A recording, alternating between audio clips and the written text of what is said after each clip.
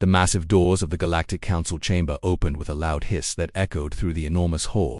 The sound made everyone inside turn their heads to see who was entering. The chamber was so big that it could fit 10 football stadiums inside it and still have room left over. Thousands of alien beings from hundreds of different worlds sat in floating seats that moved slowly around the circular room. Like a giant carousel made of light, Ambassador Kresh walked into the chamber with heavy steps that sounded like thunder. His purple-scaled skin caught the bright lights from above, making him look like he was covered in shiny armor. He was much taller than most beings in the room. Standing almost 3 meters high, his 4 powerful arms swung at his sides as he moved. Each arm was as thick as a tree trunk and covered in sharp spikes that looked like they could cut through metal. His red eyes glowed like burning coals in the darkness. Other council members watched him carefully. Many of them had heard stories about the Vortani Empire and what happened to worlds that made Kresh angry. Some aliens moved their floating seats further away from where he was walking. Others whispered quietly to each other in their strange languages. The air itself seemed to get heavy and thick. Like before a big storm, in one corner of the great hall sat the human delegation. They looked very small compared to most of the other aliens in the room. Admiral Park Tae-ho sat perfectly still in his dark blue uniform. His face showed no fear or worry, even though everyone else seemed nervous. He had gray hair and kind eyes, but there was something about the way he sat that made him look like a person who had seen many battles. His hands rested calmly on his knees, and he breathed slowly and evenly. Next to him sat Dr. Kim Soo-jin, who was much younger than the admiral. She wore a simple black dress with a white collar and had her long dark hair pulled back in a neat style. She held a small tablet in her hands and was reading something on the screen. Her eyes moved quickly as she read, but she also watched what was happening in the room. She pushed her glasses up her nose and leaned over to whisper something to the young man sitting next to her. Lieutenant Lee Junki was the youngest member of their group. He looked like he had just finished school, but he wore his uniform with pride. His eyes were wide as he looked around the huge chamber, taking in all the strange sights and sounds. This was his first time in the Galactic Council, and everything was new and exciting to him. He had a small notebook where he was writing down everything that happened. Kresh reached the center of the chamber and stopped. The huge alien looked around at all the council members with his burning red eyes. He raised all 4 of his arms high above his head, and the spikes on his skin seemed to grow longer and sharper. The room became completely quiet. You could have heard a pin drop on the floor, even though the chamber was so big. When Kresh finally spoke, his voice was like the sound of rocks grinding together. It was so loud that it seemed to come from everywhere at once. The special machines in the chamber quickly changed his words into all the different languages so everyone could understand what he was saying. "These mammals do not belong here," he said, pointing one clawed finger directly at the human delegation. "They are nothing but primitive creatures who learned to fly between stars only a few years ago. They have no right to sit with civilized beings like us. They are weak and stupid, and they smell bad too." Some of the other aliens in the chamber made shocked sounds. A few of them covered their mouths with their hands or tentacles or whatever they used instead of hands. It was considered very rude to insult another species in the Galactic Council chamber. Most disputes were handled with polite words and careful diplomacy, but Kresh did not seem to care about being polite. Admiral Park Tae-ho did not move or change his expression. He continued to sit calmly as if someone was talking about the weather instead of insulting his entire species. Dr. Kim Soo-jin wrote something down on her tablet, and Lieutenant Lee Junki gripped his pen a little tighter, but none of them said anything yet. Kresh continued talking, and his voice got louder and angrier with each word. "The Vortani Empire has ruled 12 star systems for over 1,000 years, he announced. "Our warships are the size of mountains, and our weapons can destroy entire planets in minutes. We have conquered more than 50 different worlds and made their people serve us. Every species in this part of the galaxy knows to fear the purple flag of our empire." He started walking around the center of the chamber as he talked, making sure that everyone could see him clearly. His 4 arms moved as he spoke, sometimes pointing at different aliens in the room, sometimes making gestures that looked threatening. The spikes on his skin got even longer and started to glow with a dim purple light. "I have come here today to give these humans a simple choice," he said, stopping again and staring directly at Admiral Park Tae-ho. "Star systems they claim to own and go back to their little blue planet where they belong, or they can stay and learn what happens when someone makes the Vortani Empire angry." The chamber was so quiet that you could hear the soft humming of the machines that kept the air fresh and the lights bright. Many aliens looked back and forth between Kresh and the human delegation, waiting to see what would happen next. Some of them had never seen humans before and were curious about how these strange mammals would react to such a direct threat. Kim Soo-jin leaned over and whispered something to Admiral Park Tae-ho. He nodded slightly and then slowly stood up from his chair. The admiral was not as tall as Kresh, but there was something about the way he moved that made him seem just as powerful. He straightened his uniform jacket and looked directly at the angry alien. "Ambassador Kresh," he said in a voice that was calm and clear. His words were spoken in perfect universal standard, which was the common language used by all the different species in the galaxy. Many aliens in the chamber made surprised sounds because they had thought that humans could only speak their own primitive Earth languages. The admiral continued speaking in the same calm tone. "We thank you for your warning, and we understand that you are trying to be helpful. However, we must politely say no to your kind offer to leave our legally claimed territories." The reaction in the chamber was immediate. Hundreds of aliens started talking at once in their different languages. The sound was like being inside a beehive that had been shaken up. Some aliens made clicking sounds, others made whistling noises, and a few made sounds that were too strange for human ears to properly hear. No one had ever refused a Vortani ultimatum before, at least no one who was still alive to talk about it. The Vortani Empire was known throughout the galaxy for destroying anyone who did not do what they demanded. Their purple warships had been seen in the skies above dozens of conquered worlds. Skresh stared at Admiral Park Teho with his burning red eyes. The spikes on his skin were now glowing so brightly that they cast purple shadows on the floor around him. His four hands, it slowly curled into fists that looked like they could crush rocks. "Then you have chosen to die, mammal," he said in a voice that was like ice. "You and your entire pathetic species will learn why the galaxy fears the Vortani Empire. 7 rotations of your planet, and then we come for you. Not 8, not 6, exactly 7. And when we arrive, we will show no mercy." Skresh turned around and began walking toward the exit. His heavy footsteps echoed through the chamber like drums. Each step seemed to shake the entire building. The other aliens watched him leave in complete silence, afraid to make any sound that might draw his attention to them. Dr. Kim Sujin smiled just a little bit and made some notes on her tablet. She leaned close to Lieutenant Lee Junki and whispered, "Well, that went exactly as intelligence predicted." The young officer looked confused, but he wrote down what she said in his notebook anyway. Admiral Park Teho sat back down in his chair and folded his hands in his lap. He looked completely relaxed, as if nothing important had just happened. The other human delegation members also seemed calm, which made some of the watching aliens even more confused. How could these mammals be so peaceful when they had just been threatened with total destruction? Did they not understand how powerful the Vortani Empire was? Or did they know something that the rest of the galaxy did not? The great chamber slowly began to return to normal as aliens started talking quietly among themselves again, but everyone kept looking at the human delegation, wondering what would happen when 7 days passed. 6 days had passed since Ambassador Skresh made his terrible threat in the Galactic Council chamber. The news had spread across the galaxy like wildfire. Every alien species was talking about what would happen when the Vortani Empire attacked the humans. Most believed it would be a quick and brutal war that would end with Earth becoming nothing but floating rocks in space. Deep in the blackness of space near the edge of the Kepler 442 star system, something began to change. The darkness itself seemed to ripple and bend like water. The stars in the background started to shift and blur as if someone was looking at them through thick glass. Then suddenly the empty space exploded with bright flashes of light that hurt to look at directly.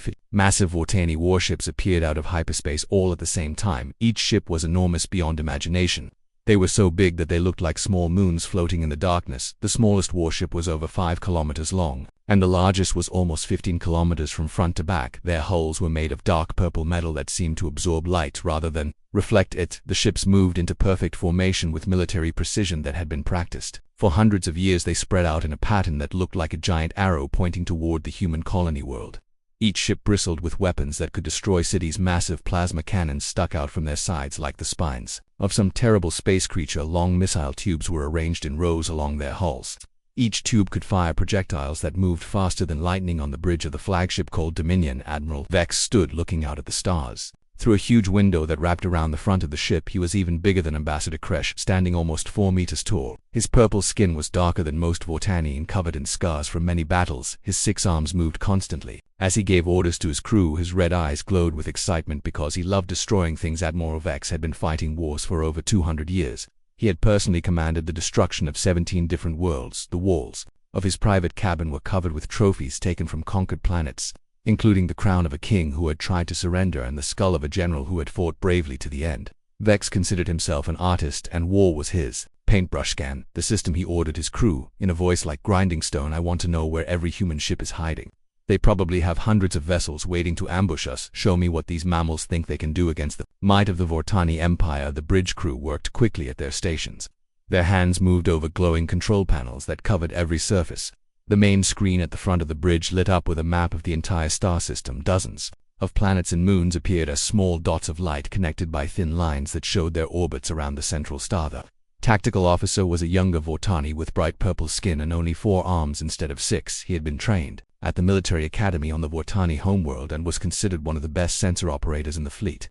His job was to find enemy ships and weapons so they could be destroyed before they became a threat. "Sir, we are detecting only 3 small vessels orbiting the second planet," he reported while staring at his instruments. "The readings show they appear to be cargo ships or maybe passenger transports. Nothing that looks like military vessels at all. They are not even moving very First Admiral Vex felt confused for the first time in many years. This was not what he had expected.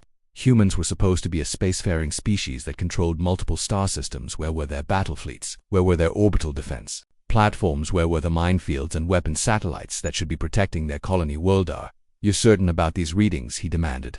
Is it possible they are using some kind of stealth technology to hide their real warships? Run a deep scan of the entire system. I want every rock and piece of space dust examined. The tactical officer worked harder, checking and double-checking his instruments. He ran scans using different types of sensors. He looked for heat signatures and electromagnetic emissions. He searched for any sign of hidden ships or weapons.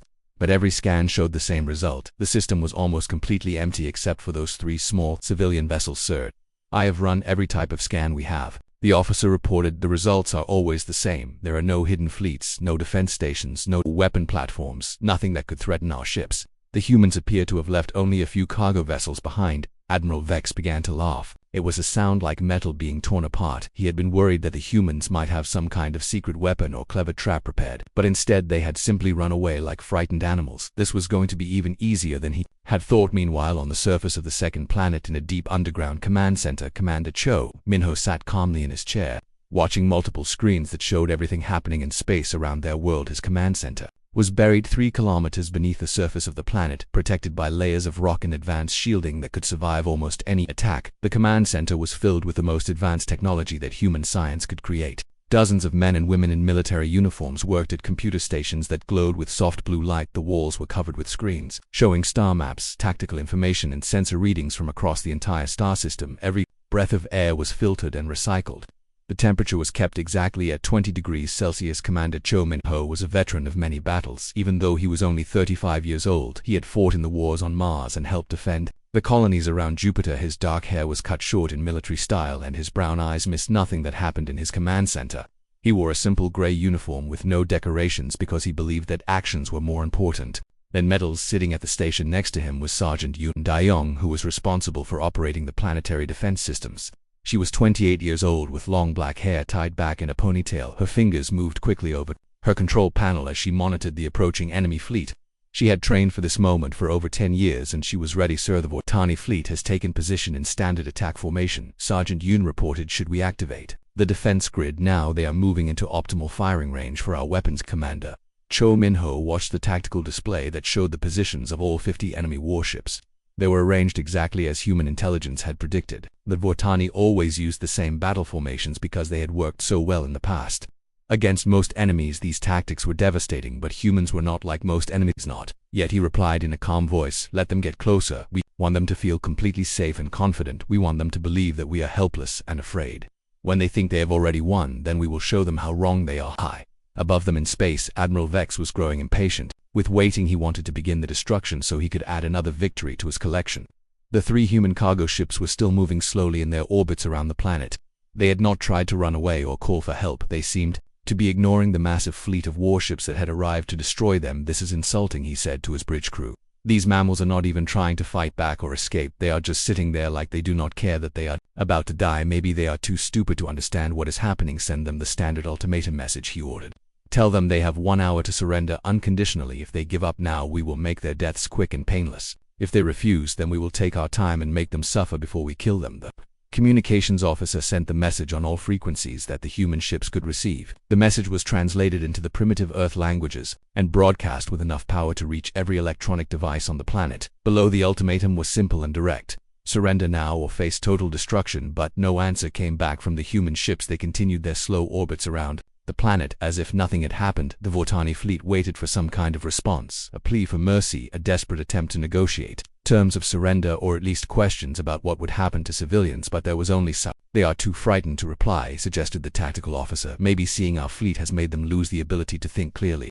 It happens sometimes with primitive species when they realize how hopeless their situation is, or maybe they are too stupid to understand the message, Admiral Vex said with another laugh. Either way, it does not matter. We will begin the attack as soon as the hour is finished. Then the galaxy will see what happens to anyone who refuses the demands of the Vortani Empire. The minutes passed slowly as the alien fleet waited for a response that never came. The human ships continued their peaceful orbits. The planet below showed no signs of panic or preparation for battle. Everything seemed normal and Quiet as if this was just another ordinary day. When exactly 1 hour had passed, Admiral Vex stood up from his command chair and raised all 6 of his arms above his head. The time for mercy had ended. Now came the tim. Admiral Vex raised his 6 arms high above his head as the final seconds of the ultimatum counted down.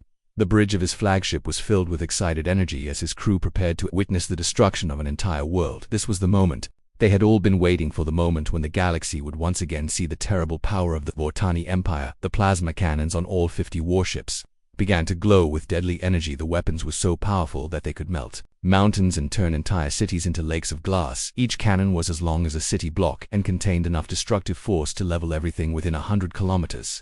The air around the ships started to shimmer and bend from the heat being generated by the charging weapons. Fire all weapons, Admiral Vex commanded with a voice full of joy and excitement. Brilliant beams of pure energy lanced down from the Vortani fleet toward the peaceful planet below. The plasma beams were so bright that they lit up the darkness of space like artificial suns. Each beam was wide enough to swallow a skyscraper and hot enough to vaporize anything it touched. The combined firepower of 50 warships created a light show that could be seen from other star systems. The beams streaked through space at incredible speed, heading directly for the largest cities on the human colony world. In just a few seconds they would impact the surface and begin the process of turning the entire planet into a ball of molten rock and metal. Admiral Vex watched through his viewing window with satisfaction, knowing that he was about to add another victory to his long list of conquered worlds. But then something impossible happened. The plasma beams simply stopped. They hit something invisible in the space just above the planet's surface and scattered like water hitting a window. The deadly energy that should have destroyed cities instead spread out harmlessly in all directions, creating beautiful patterns of light that danced across the sky like aurora. The planet below remained completely untouched and peaceful. What in the name of the void was that? Admiral Vex roared, his satisfaction turning instantly to rage and confusion. His red eyes blazed with fury as he stared at the screens, showing his weapons having no effect at all. This had never happened before in all his years of conquest. Nothing could stop Vortani plasma cannons. Nothing. The tactical officer was frantically checking his instruments, trying to understand what had just occurred. His hands moved quickly over his control panels as he ran scan after scan of the area where their weapons had been stopped. All of his readings showed the same impossible results. We are detecting some kind of energy barrier completely surrounding the planet, the officer reported with confusion in his voice. The power readings are beyond anything in our database. The shield appears to be generated by technology that we do not understand. How is this possible? Admiral Vex felt a cold fear begin to creep into his heart for the first time in decades.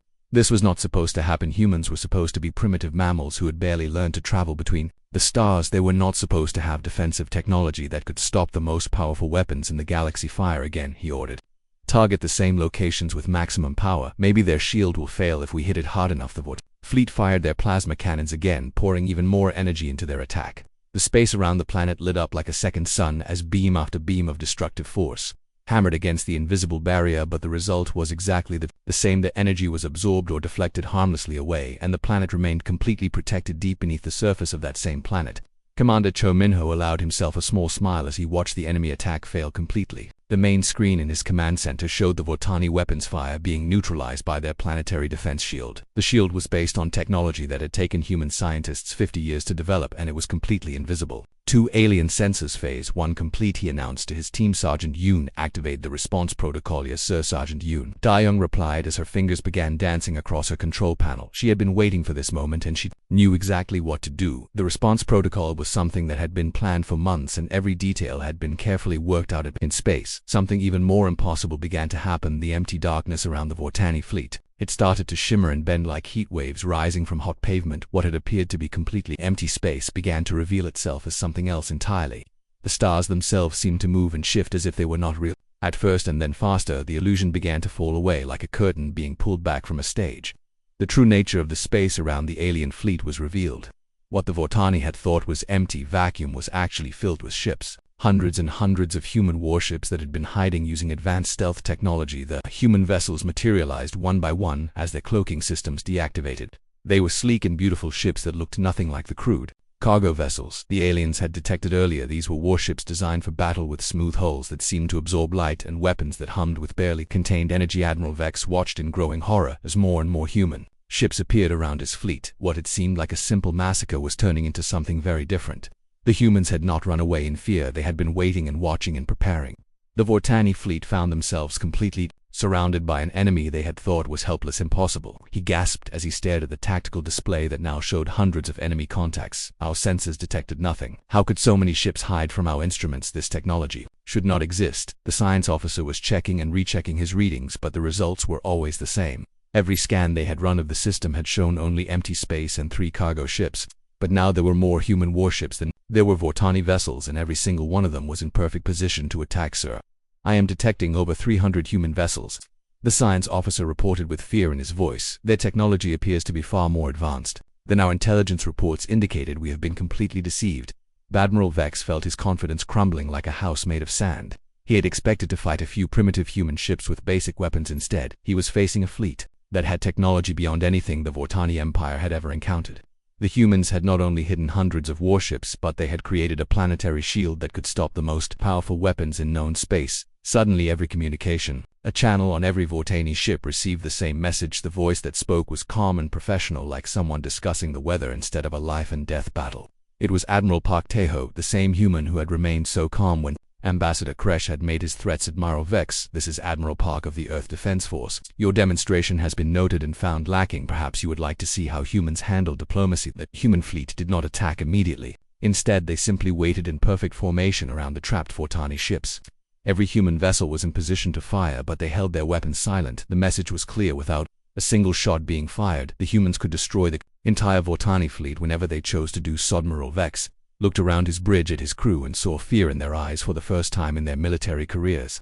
These were warriors who had conquered dozens of worlds and destroyed countless enemies, but now they were the ones who were trapped and helpless. The hunters had become the hunted. How did they do this? He whispered to himself. How did primitive mammals create technology that makes our best weapons useless? How did they hide so many ships from our sensors? What else can they do that we do not know about? Ton, the planet below.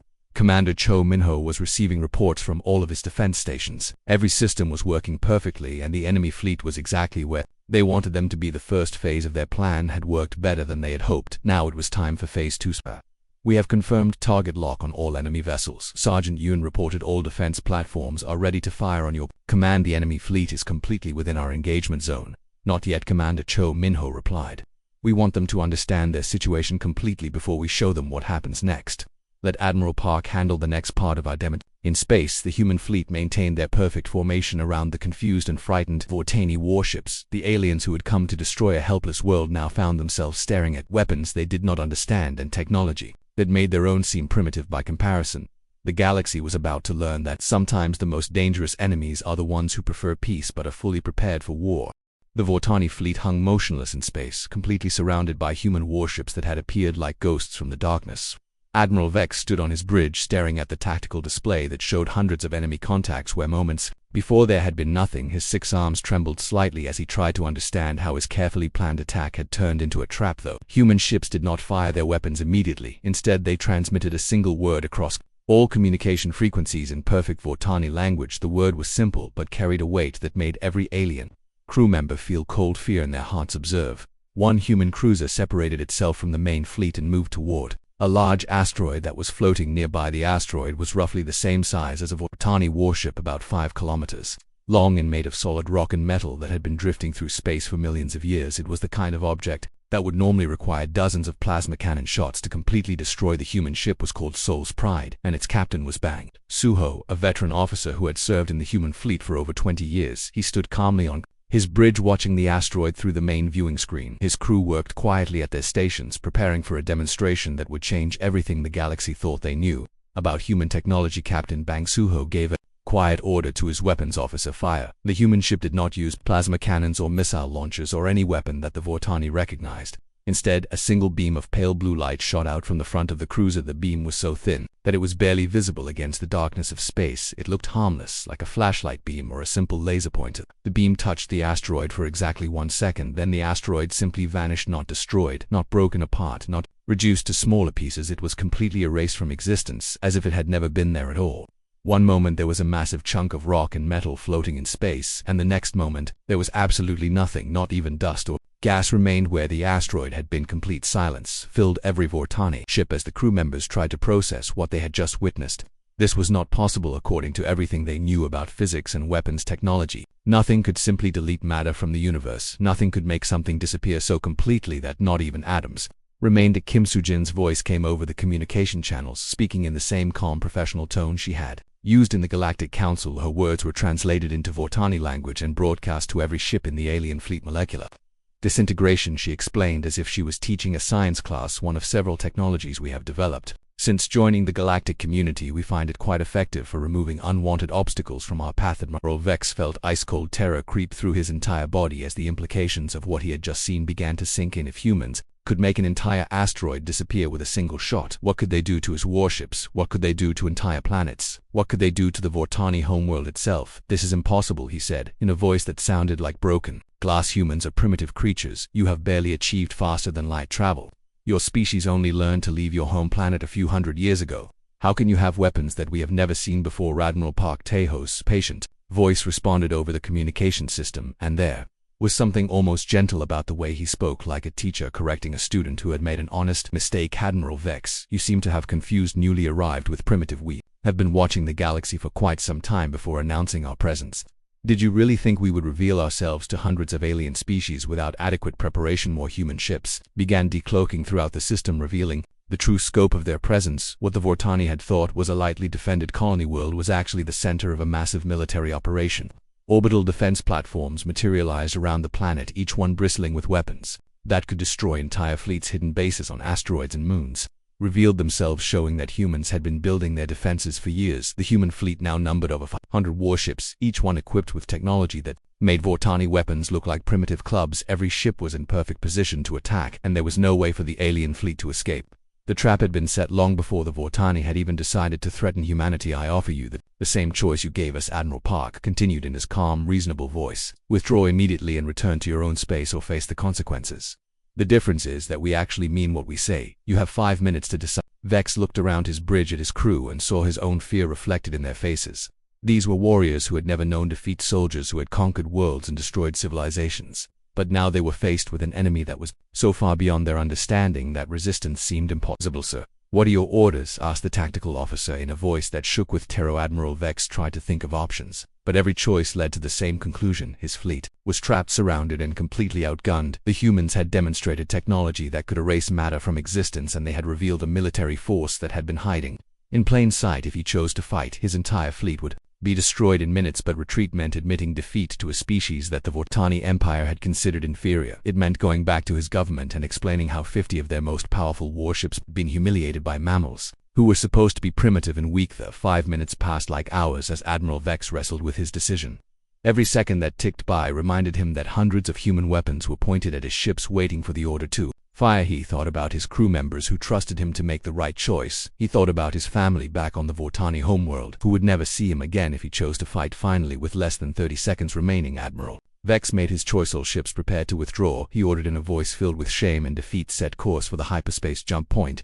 We are leaving this system immediately. The Vortani fleet began moving away from the human forces as quickly as their engines could carry them. It was not a strategic withdrawal or a tactical retreat. It was a desperate flight from an enemy they could not hope to defeat. The same ships that had arrived with such confidence and arrogance now fled like frightened animals. But Admiral Park had one final message for them. Admiral Vex, please inform your government that Earth formally protests Ambassador Cresh's threats against our people. We have prepared a suitable response to discourage any future misunderstandings. Human fleet watched silently as the Vortani ships jumped to hyperspace and disappeared from the system. But this was not the end of the lesson that humanity intended to teach. The real demonstration was just beginning, and it would reach all the way to the Vortani homeworld itself. On the planet below, Commander Cho Minho was already giving orders for the next phase of their operations. Argent Yoon, activate the deep strike protocol, he commanded. It is time to show the Vortani Empire what happens when someone threatens Earth. Yes, Sir, Sergeant Yoon, Young replied as she began entering commands into her console. The deep strike protocol was the most secret part of their defense plan, and it would deliver a message that the Vortani government would never forget. Across the galaxy, news of the failed attack began to spread. Other alien species who had heard about the Vortani ultimatum were shocked to learn that the humans had not only survived but had completely defeated one of the most powerful military forces in known space. The balance of power in the galaxy was about to shift in ways that no one could have predicted, and it would all start with a simple message that would appear on every screen in Vortani space. 3 days after the humiliating defeat of their fleet, every single screen on the Vortani homeworld suddenly displayed the same message at exactly the same moment. It appeared on television screens in homes, computer monitors in offices, holographic displays in government buildings, and even on the small screens of personal communication devices. The message was written in perfect Vortani script, and it was impossible to turn off or ignore. The humans of Earth send greetings. The message stayed on every screen for exactly 1 minute, then disappeared as mysteriously as it had appeared. But the impact of those simple words sent shockwaves through the entire Vortani Empire. From the lowest worker in the factories to the highest officials in the government, everyone understood what had just happened. Humanity had somehow infiltrated every piece of technology on their homeworld without anyone noticing. If the humans could control their screens, what else could they control? Could they shut down their power plants? Could they disable their defense systems? Could they turn off the life support systems on their space stations? The possibilities were terrifying to think about. In the capital city of Warthog, inside the massive government complex that housed the Vortani High Command, emergency meetings were being held around the clock. Military leaders and government officials gathered in secure conference rooms, trying to understand how such a thing was possible. Their best computer experts worked frantically to figure out how the humans had bypassed every security system. They had General Korax, the supreme military commander of the Vortani Empire, sat at the head of a long table surrounded by his top advisors. His 8 arms moved constantly as he gestured while speaking, and his dark purple skin was marked with scars from countless battles. He had been fighting wars for over 300 years, and had never faced an enemy like this. How is this possible? He demanded, slamming one fist on the table. Our computer networks are protected by the most advanced security systems in the galaxy. Every important system is isolated from outside connections. How did these mammals penetrate our defenses? The chief technology officer, a younger Vortani with bright green eyes, trembled as he tried to explain what his team had discovered. Sir, we have analyzed the intrusion from every possible angle. The humans did not break through our security systems. They were already inside them. The code signatures suggest they have been in our networks for years, possibly decades. General Korax felt his blood turn to ice in his veins. Years, decades. That meant the humans had been watching and learning about Vortani technology and capabilities long before they had even revealed themselves to the galaxy. It meant that everything the Vortani thought they knew about human abilities was completely wrong. Across the city in his private residence, Ambassador Kresh was pacing back and forth in his study like a caged animal. His 4 arms waved frantically as he tried to think of a way to save his career and possibly his life. The failed attack on the human colony had been his idea, and now his government was facing the most serious crisis in their history. Kresh had spent his entire life believing that the Vortani Empire was the most powerful force in the galaxy. He had personally negotiated the surrender of dozens of worlds and had never met a species that could resist their military might. But the humans had not just resisted, they had made the Vortani look like children playing with toys. His communication device chimed, indicating an incoming message from the High Command. Kresh knew what it would say before he even looked at the screen. His hands shook as he read the official notice of his immediate removal from all government positions. Effective immediately, his career was over and his reputation was destroyed. Meanwhile, in the Galactic Council chambers on the neutral world of Concordia, an emergency session had been called to discuss the recent events. Thousands of alien representatives filled the great hall, all talking at once about what had happened between the humans and the Vortani. The news had spread across the galaxy faster than hyperspace travel. Kim Soo-jin sat calmly in the human delegation section, watching the chaos around her with quiet satisfaction. She had predicted exactly this reaction when the intelligence reports about Vortani intentions had first reached Earth. The other species were beginning to understand that humanity was not the primitive newcomer they had assumed. The chairman of the council, an ancient creature that looked like a cross between a tree and an octopus, called for order with its booming voice. The great hall slowly became quiet as all the representatives turned their attention to the front of the chamber. We are here to discuss the recent conflict between the Vortani Empire and the human world. The chairman announced. The Vortani delegation has requested an emergency vote on sanctions against humanity for what they call unprovoked aggression. A ripple of laughter went through the chamber at this statement. Most of the alien species had heard the recordings of Ambassador Kresh's threats and knew exactly who had started the conflict. The idea that the humans had been the aggressors was so ridiculous that even species who disliked humans found it amusing. Kim Soo-jin stood up and requested permission to speak. When it was granted, she walked to the center of the chamber and looked around at all the assembled representatives. Her voice was clear and strong as she addressed the entire galactic community on her representatives. She began. The human government wishes to make it clear that we used only defensive measures to protect our lawfully claimed territory. We did not attack Vortani's space or threaten their civilian population. We simply demonstrated that threats against Earth will not be tolerated. She paused and looked directly at the Vortani delegation before continuing. However, we also want to assure all members of this council that Earth has no aggressive intentions toward any species. We prefer diplomacy and peaceful cooperation, but we will defend ourselves if necessary, and we have the capability to do so effectively. The vote on sanctions against humanity was called, and the results were overwhelming. 847 species voted against the sanctions, 0 species voted in favor, 1 species abstained. The Vortani representative claimed that his voting device had mysteriously malfunctioned, but everyone in the chamber knew he was too embarrassed to vote. Instead of sanctions, the council, we voted unanimously to grant humanity full membership status with all the rights and privileges that came with it. The vote was completed in record time as species after species stood up to welcome Earth as an equal partner in galactic affairs. Months later, the Vortani Empire issued a formal written apology to the human government for Ambassador Kresh's threats and the unprovoked attack on the Kepler 442 system. Along with the apology came a request for a non-aggression pact and a trade. The agreement, the Vortani leadership had decided that it was much better to have humans as friends than as enemies. The human government graciously accepted both the apology and the treaty offer, though they maintained their defensive fleet positions. For several more years until relations had fully normalized, Admiral Park Tae-ho was promoted to Supreme Admiral of Earth Defense Forces and given command of all human military operations outside the solar system. Commander Cho Min-ho was awarded the highest medal for military service and promoted to general. He continued to oversee the development of new defensive technologies, though the details of human military capabilities remained highly classified. The molecular disintegration weapon that had so impressed the Vortani was actually one of their older and less advanced systems. Dr. Kim Soo-jin was appointed as Earth's first permanent ambassador to the Galactic Council. She worked tirelessly to build relationships with other species and to establish Earth as a respected member of the galactic community. Her diplomatic skills helped prevent several other conflicts from escalating into wars. The Vortani Empire underwent major changes in leadership and policy. After the humiliation of their defeat, several high-ranking officials were removed from power and replaced with more moderate leaders who understood that the galaxy was changing.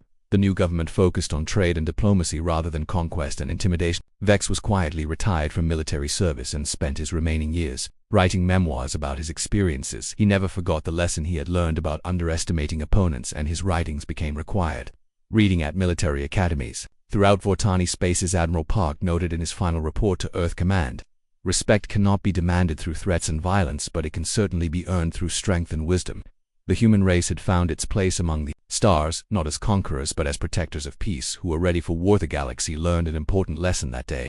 Never assume a species is weak simply because they choose diplomacy over destruction. Humanity had spent centuries perfecting both the arts of peace and war. Before reaching the stars, they had simply chosen to lead with their better nature while keeping their strength in reserve. Years later, when alien children asked their parents about the humans, they were told the story of how Earth had faced down the mighty Vortane Empire without firing a shot in anger.